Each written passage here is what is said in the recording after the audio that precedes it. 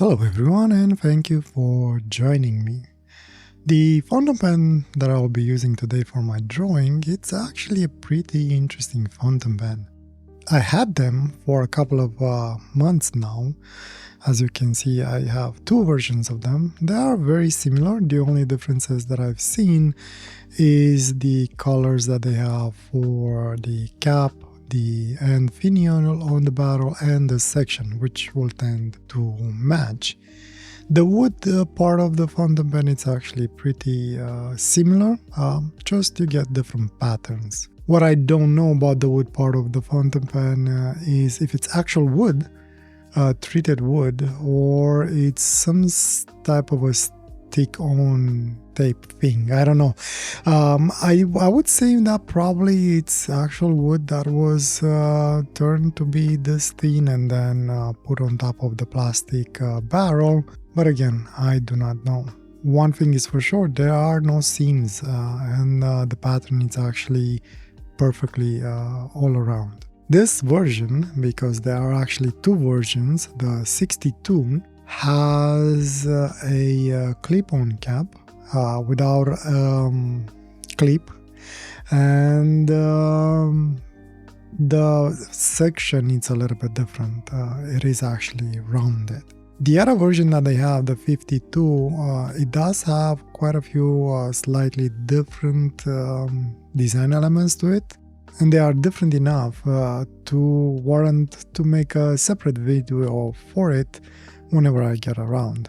I do have both versions, however. Similarities between the fountain pens, the 62 and the 58. The barrel is basically kind of the same design. I like the idea that they have a semi-transparent or translucent section in there that will allow you actually to use it as an ink window, which is kind of cool. I like that feature on the pen.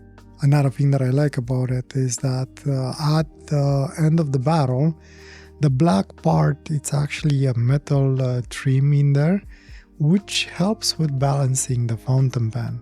Since most of the fountain pen is plastic and again I assume some wood on it, it is actually very light. And the only metal part that I can see is the nib. And as such, it might make it a little bit nib heavy, which personally actually I do not mind. But they mitigated that by adding a little bit of metal at the end.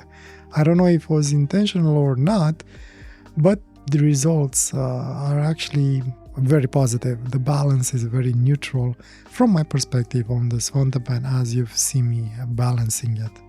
One interesting feature on the fountain pen, as mentioned, it doesn't have a clip, but apparently on that raised portion of the cap that can act as a roll stop, there's a little bit of a groove in there, and apparently that can be used to actually put a sticker, or you can actually put your name on it or different messages on it, which is kind of neat. Unfortunately though, the fountain pen when I ordered them, or the fountain pens when I ordered them, they didn't come with the stickers that you can put in that place.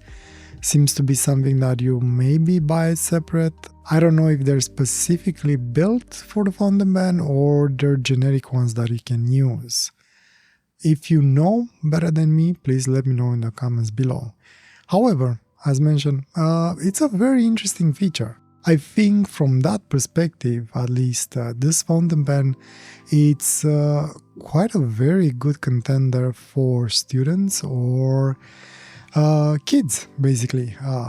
Like I said, the fountain pen is mostly plastic, and it's actually a pretty robust plastic. I think it can take a couple of hits. And because the clip is missing, there's nothing that a kid can play with and break it by mistake. It's very pleasant to use, a very well balanced in hand, very warm to the touch. I like the earthy tones, colors that the fountain pen has. And yeah, it's really hard to ignore how pleasant this fountain pen is. In case you haven't realized, personally I actually do like the fountain pen quite a lot. Things that I might dislike a little bit on the fountain pen, it's at least in my on my copy, the one that I decided to use for today, it seems to skip a little bit. The nib feels fairly smooth. It's not extremely smooth. You do feel it on the page, but it's not scratchy either. It gives you good information on the fact that it's in contact with the page and what happens with the page as you write, which personally I find it very useful, especially when drawing. One thing that I didn't like, but again, will be just for me, might not be valid for everyone. The reverse, it is a little bit scratchy and kind of unusable, so I didn't end up using it at all. And the other thing that, again, is been happening only on this copy, but I don't know if it's valid for all of them. After half a day to a day of unuse, it seems like the cap doesn't seal properly and the ink does dry. So I have to push ink through the feed with a converter. And that might be a little bit of annoyance for some people. There is one way to mitigate that by using an ink that it's a little bit more resistant to drying out, like private reserve inks have, which in theory they should help with hard starts. I haven't tried it, and maybe unfortunately for this fountain pen today, I'm also trying a new ink from, and I apologize if I'm pronouncing it wrong, Rohrer and Klingner, the Sepia. I'm not gonna try and pronounce the name, or maybe I should try it just for your amusement, and I do apologize for any German people out there if I butcher it. I'm not doing it on purpose. Schreibteint. I'm sure I butchered that and I apologize. But anyway, the idea is that it's a sepia ink. I do like the color that it was showing on the label of the ink bottle. Unfortunately, as you can probably see already, what's advertised doesn't match with what you get. And I did try to get it wet as a test sample on separate from the video, not in the video, just to see if it reacts. Maybe the color will basically come alive once they get wet, or maybe if you would use a broader nib. But no, the color is pretty much similar, which is not really a sepia, it's more of a dark gray with some very, very, very tiny tint of maybe bluish. I'm not sure. I can't put my finger on it. Bottom line is, the ink swatch on the bottle doesn't match with what you actually get.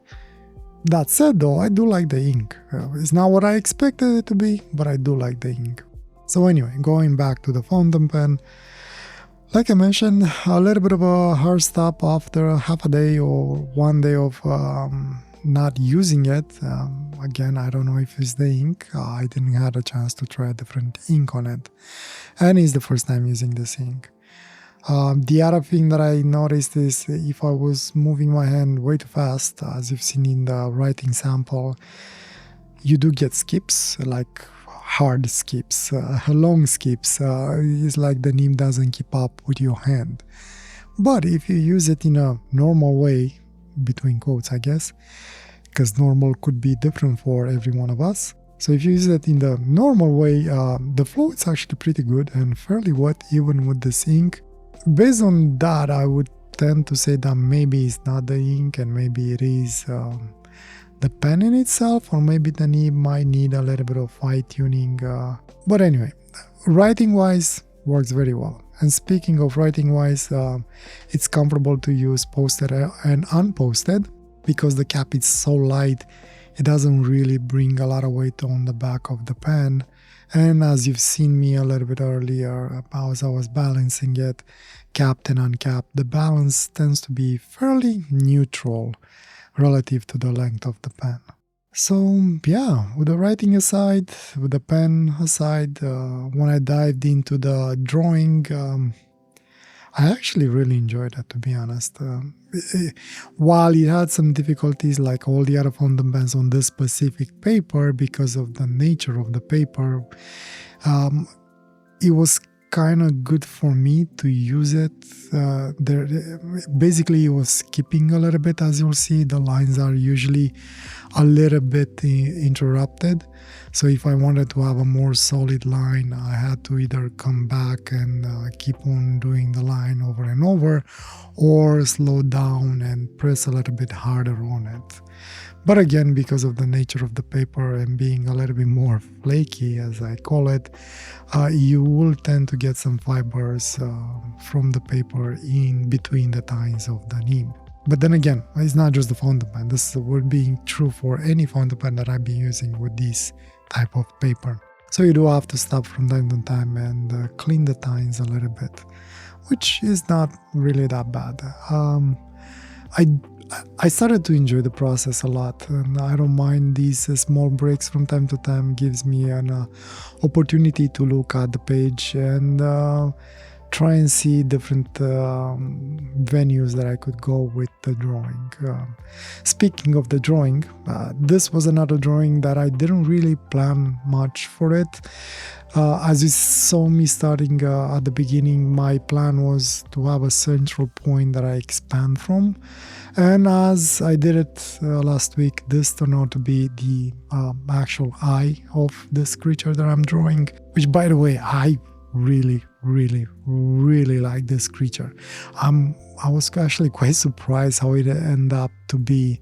I wanted towards the end to have like 4 legs for it, but for whatever reason, 3 legs, in my opinion, fitted it very well. So I fought against my impulse to add the extra leg, and I just let it be as a tripod, which it's actually not bad. I'm not sure how it actually works as a tripod, but it seems to be pretty balanced. And I don't think it cares too much based on the feeling that this creature gives me. Seems to be a little bit out of reality, living in its own world. And yeah, I like it. I really do like it. The thing with the eye, I wasn't sure how to approach the eye again, so I left it again towards the end to figure out how I want to do it. And as I was drawing, I realized that I never actually did something that had like black eye, or so I end up doing that, which I think actually suits it very well. I'm happy I didn't just left white with a black dot inside of it, as I usually do. I went the other way around. Is basically everything is dark with a white dot in it, and it suits it way much better, especially with this ink. I'm not sure if it would work just as good if you would have like a red ink or anything lighter. But yeah, my usual type of drawing, slowly building the shape and giving texture and hopefully some volume here and there, so it doesn't look too flat. A lot of hair textures in there, or fur, whatever you want to call it, and really enjoyable, really relaxing. And I think the pen suited the drawing style very well for me. I really have no complaints on the fountain pen. I definitely really enjoyed it, and personally I will definitely recommend it. But if you do use it, try and use an ink that it's known to be more resistant to drying out if your cap doesn't seal very well. Again, as far as I know, Private Reserve makes some inks like that. I don't know if there's any other company that builds or makes inks like that. If you do know, please let me know in the comments below. Anyway, rambling again. Not much else I can say. What would you call this creature? What feelings gives you? Who is this? Why is it alive? And why did it decide to come up on my page? All I can say is that I do like it. I do enjoy it. I don't know, for the past couple of weeks, what I've been doing, I actually really like it. I like where I'm heading with my style. I really enjoy it. I'm thinking to try to incorporate some maybe backgrounds, but I don't know how to do it, especially on this paper. And I don't know how well I'll be able to make it stand out. What I'm afraid of is to not overpower the creature or my main subject with the background.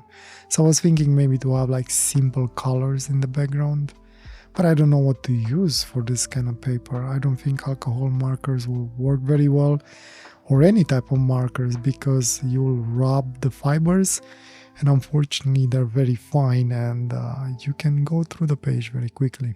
As I work on these pages with a fountain pen, I tend to be very light on the hand. That's why I'm doing a lot of multiple passes in one spot, so I don't dig a hole in the page because it's so fine as you work on it. Anyway, I'll stop here. I love the fountain pens. I definitely recommend them. Like I mentioned, maybe use an ink that is better against drying out if your cap doesn't seal well. I find it extremely pleasant to use, and I think it will be a perfect fountain pen for somebody new in this fountain pen world, or for a student. They're not very expensive, and if by any chance something happens to it, it's easy to replace. Anyway, thank you very much for joining me today. I hope you enjoyed my drawing for today, and hopefully I will see you next week. I wish you nothing but the best and a wonderful day or night, whatever you are. Take care. Bye.